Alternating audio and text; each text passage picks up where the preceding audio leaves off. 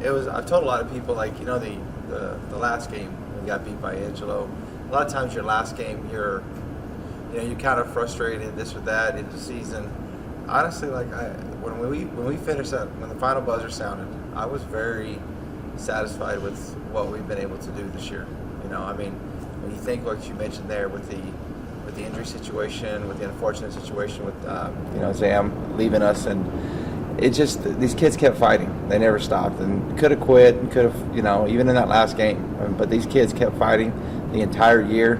Like you said, they grew a lot, and I think it's a great sign for where we're heading with this program. In that last game, Taylor had a great game there. What can you say about the group of seniors that are now gone after this season? Yeah, I mean, Lauren, wow. I thought, she played her best basketball probably from January on, for her entire career. I mean, when we lost Zam, I think she kind of took it upon herself to step up, and she did. I mean, if you look since Zam's been gone, I want to say she was in the 16 to 18 points a game. She really started, and actually, if you look at the game against Angelo, we had a 2-point lead in the fourth quarter, and we got a stop, and we actually got Lauren an open three on the other end, which hit every part of the rim but went in. And I think if we would have hit that shot, now it's a 2-possession game.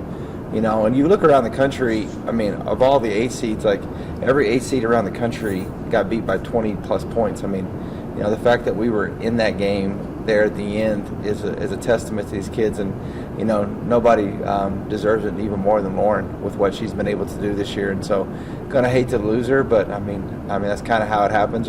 Kids leave and come and go, so we're gonna miss her, but very proud of what she's been able to do.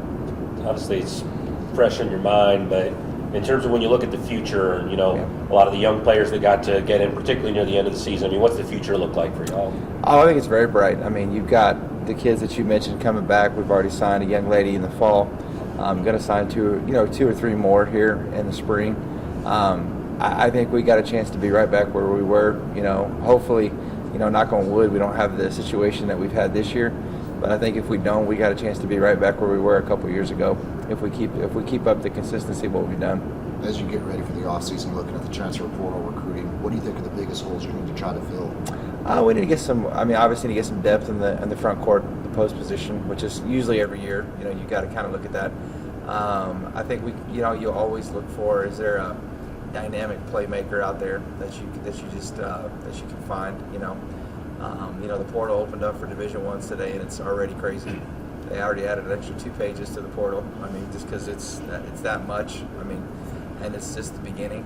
So there's going to be a lot of kids hit it, and you just gotta kind of sift through it to see which kids fit, which kids don't. So, but yeah, no, it'll be a fun time. Now that the off season has begun, what's the first thing you're going to do for yourself for fun?